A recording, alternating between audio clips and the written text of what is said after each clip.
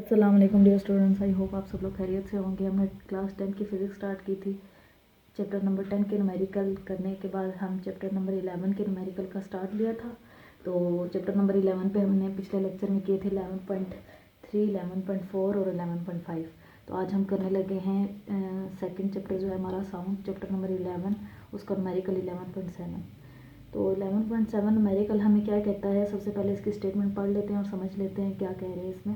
A ship sends out ultrasound that return from the seabed and is detected after 3.42 seconds। एक ship है जिसने send किया ultrasound, ठीक है, अल्ट्रासाउंड वेव सेंड की जिसने फ्रॉम सी बेड, और उसने क्या डिटेक्ट किया 3.42 सेकेंड्स, इतना टाइम डिटेक्ट कर रही है। If the speed of the ultrasound through sea water is 1531 metre per second, तो हमें क्या दी है स्पीड, अल्ट्रासाउंड वेव की स्पीड भी दे दी है, ठीक है। What is the difference of the sea bed from the ship, हमसे क्या पूछ रहे हैं distance, what is the distance of the sea bed, distance हमसे पूछा गया है, टाइम हमें गिवन है और दिस इज स्पीड भी दे दी गई है, ठीक है। तो चलो इसका सोल्यूशन करते हैं। 11.7 का न्यूमेरिकल देखें आप लोग। गिवन डाटा हमें क्या क्या गिवन है, एक टाइम गिवन है 3.42 सेकेंड, ये मैंने लिख लिया। स्पीड ऑफ साउंड गिवन है जो कि 1531 मीटर पर सेकेंड है, ये दो चीज़ें गिवन है। और हमसे क्या पूछा गया डिस्टेंस बताएं, हमने लिखा टू फाइंड माई डिस्टेंस। तो फार्मूला कौन सा यूज़ करेंगे, D equal to we t या S equal to we t, क्योंकि हमसे डिस्टेंस पूछा गया है। तो अब क्या करना है हमने 11.7 में क्या कहा गया है हमें, अल्ट्रासाउंड, ठीक है। तो ultrasound wave travel the total distance हमारे पास कितना होगा, अल्ट्रासाउंड वेव जो ट्रेवल करती है डिस्टेंस, वो हमारे पास इक्वल होता है D प्लस डी के, ठीक है। जिस तरह हमारे पास इको में नहीं था, उसी तरह बिल्कुल पिछला न्यूमेरिकल जैसे हमने किया था वही कॉन्सेप्ट यहाँ पे भी यूज़ हो रहा है। D plus d equal to 2D। तो 6 न्यूमेरिकल, 7 न्यूमेरिकल और 5 न्यूमेरिकल है, तीनों में एक ही कॉन्सेप्ट अप्लाई हो रहा है। तो D plus d equal to 2D। तो इसको मैं पुट करूँगी इक्वेशन स्टार में, तो क्या हो जाएगा हमारे पास D प्लस डी, 2D को मैंने पुट किया इक्वेशन स्टार में, ये आ गया 2D is equals to we t. तो 2D as it is equal to V की जगह मैंने V की वैल्यू पुट कर दी यहाँ से 1531 मीटर पर सेकेंड, और T की जगह मैंने T की वैल्यू पुट कर दी 3.42 मीटर 42 सेकेंड। इन दोनों को मैं आपस में मल्टीप्लाई करूँगी, पर सेकंड और सेकंड कैंसिल, और मीटर में ये इसका आंसर आ जाएगा, ठीक है।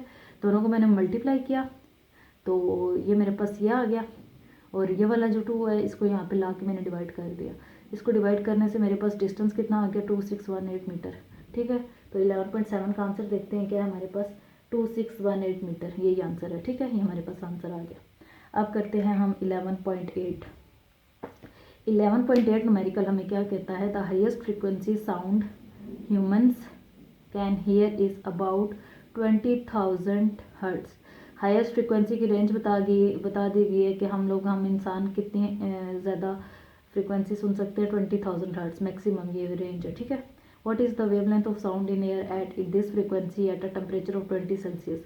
हमसे वेवलेंथ की रेंज पूछी गई है इस फ्रीक्वेंसी पे, ठीक है। टेम्परेचर भी गिवन है 20 Celsius. What is the wavelength of the lowest sound we can hear of about 20 hertz. तो what is the wavelength of lower sound, पहले हाईएस्ट साउंड की पूछी है हाईएस्ट फ्रीक्वेंसी पे, अब लोएस्ट की हमें दे दी गई है 20 हर्ट्स। हाईएस्ट फ्रीक्वेंसी भी गिवन है 20,000 हर्ट्स, और ह्यूमन जो लोएस्ट फ्रीक्वेंसी सुन सकते हैं वो भी गिवन है 20 हर्ट्स।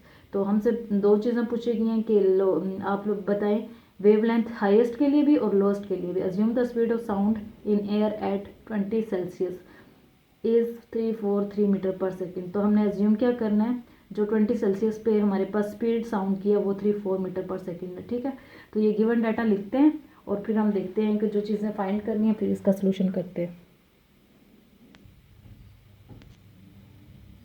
अच्छा, मैंने अब इसका डाटा लिख लिया, गिवन डाटा, ठीक है। हाईएस्ट फ्रीक्वेंसी मुझे दी गई थी, मैंने लिख दिया एच से डिनोट किया हाईएस्ट को, लोएस्ट को मैंने एल से डिनोट किया। हाईएस्ट फ्रीक्वेंसी ये है, लोएस्ट ये है, स्पीड ऑफ साउंड ये है, ठीक है। तो जिसको मैंने वी से डिनोट किया, स्पीड ऑफ साउंड का equal to 343 metre per second. मैंने फाइंड क्या करना है, वेवलेंथ हाईएस्ट फ्रीक्वेंसी की भी फाइंड करनी है और लोएस्ट फ्रीक्वेंसी की भी फाइंड करनी है, दोनों चीज़ें फाइंड करनी है। मैं कौन सा फार्मूला यूज़ करूँगी, V equal to F lambda वाला, ठीक है, जो इस चैप्टर में हमने पढ़ा है। तो ये तकरीबन ये फार्मूला हर न्यूमेरिकल में यूज़ हो रहा है, तो ये आप लोगों ने याद कर लेना। तो यहाँ से मैंने वेवलेंथ निकालनी है ना, वेवलेंथ को सेपरेट कर लूँगी, एफ यहाँ पे मल्टीप्लाई हो रहा है, इधर आके डिवाइड हो जाएगा, यहाँ पे आके डिवाइड हो गया। तो अब मैंने जब हाईएस्ट के लिए फाइंड करूँगी तो यहाँ पे सबस्क्रिप्ट में मैं छोटा सा एच डाल दूँगी, ये मैंने एच डाल दिया, ठीक है। तो हाईएस्ट के लिए फाइंड करने के लिए तो यहाँ पे भी मैंने एफ एच लिखना है, एफ एच, और यहाँ पे मैंने हाँ एफ एल लिखना है, ठीक है। तो अब मैंने ये वाला फार्मूला यूज़ कर लिया, फार्मूला इसका भी लिख लिया, इसका भी लिख लिया। हाईएस्ट के लिए मैं क्या करूँगी, वी मुझे पता है 343 मीटर पर सेकेंड है, साउंड की स्पीड एक ही, स्पीड ऑफ साउंड गिवन है, एक ही यूज़ होगी दोनों में। तो यहाँ पे फ्रीक्वेंसी जो है हाईएस्ट फ्रीक्वेंसी लिखूँगी मैं यहाँ पे 20,000 हर्ट्ज़, क्योंकि वेव लेंथ हाईएस्ट फ्रीक्वेंसी की निकालनी है मैंने। तो इसको इससे डिवाइड करूँगी, ये मेरे पास आंसर आ जाएगा 0.017। तो मैं क्या करूँगी, एक पॉइंट इधर लाएंगे हम, फिर दूसरा, फिर तीसरा, ठीक है। 1 2, तो 1 2 1.7 इंटू 10 की पावर -2 हो जाएगा यहाँ पे, ठीक है। तो यहाँ पे -2 मीटर आ जाएगा। तो ये हमारे पास हाईएस्ट फ्रीक्वेंसी है, लैम्डा एच। इसी तरह लोएस्ट फ्रीक्वेंसी फाइंड करने के लिए V divide by F L use करूँगी मैं। तो एफ एल जो है लोएस्ट फ्रीक्वेंसी है, लोएस्ट फ्रीक्वेंसी मेरे पास कितनी है 20 हर्ट्ज़, यहाँ पे मैंने 20 हर्ट्ज़ यूज़ कर ली, we same as it is put कर दिया मैंने। तो इसको इससे डिवाइड किया तो ये आ गया 17.2 मीटर, ये हमारे पास लोएस्ट फ्रीक्वेंसी आ गई, ठीक है। लोएस्ट वेव लेंथ आ गई लोएस्ट फ्रीक्वेंसी को यूज़ करते हुए। तो 11.8 न्यूमेरिकल हो गया हमारे पास। अब देखते हैं हम 11.9। A sound wave has a frequency of 2 kilo hertz and a wave length 35 centimetre. एक साउंड वेव है जिसकी फ्रीक्वेंसी 2 किलो हर्ट्ज़ दे दी गई है और वेव लेंथ 35 सेंटीमीटर। फ्रीक्वेंसी भी गिवन है, वेव लेंथ भी गिवन है। How long will it take to travel 1.5 kilometre, वो कितना टाइम लेगी, टाइम फाइंड करना है, ठीक है। तो एफ भी गिवन है, लेमडा भी गिवन है, और हमें डिस्टेंस भी गिवन है, तो किलोमीटर में। तो हमें हमसे टाइम पूछ रहे हैं, तो 11.9 न्यूमेरिकल करते हैं हम। अच्छा जी, अब हमारे पास क्या है कि फ्रीक्वेंसी हमारे पास गिवन है 2 किलो हर्ट्ज़, ठीक है, और वेवलेंथ भी गिवन है 35 सेंटीमीटर, डिस्टेंस भी गिवन है 1.5 किलोमीटर। अब इन तीनों डाटा को आप गौर से देखें ज़रा। तो फ्रीक्वेंसी किलो हर्ट्ज़ में है, स्टैंडर्ड यूनिट नहीं है, स्टैंडर्ड क्या है, हर्ट्ज़ है। तो किलो को हटाना पड़ेगा, किलो की जगह मैं उसकी वैल्यू पुट कर दूंगी 1000 पुट कर दी किलो की जगह। 2 को 1000 से मल्टीप्लाई किया तो हर्ट्ज़ में फ्रीक्वेंसी आ गई 2000 हर्ट्ज़, ठीक है। वेव लेंथ है सेंटीमीटर में, स्टैंडर्ड यूनिट क्या है हमारे पास, मीटर है।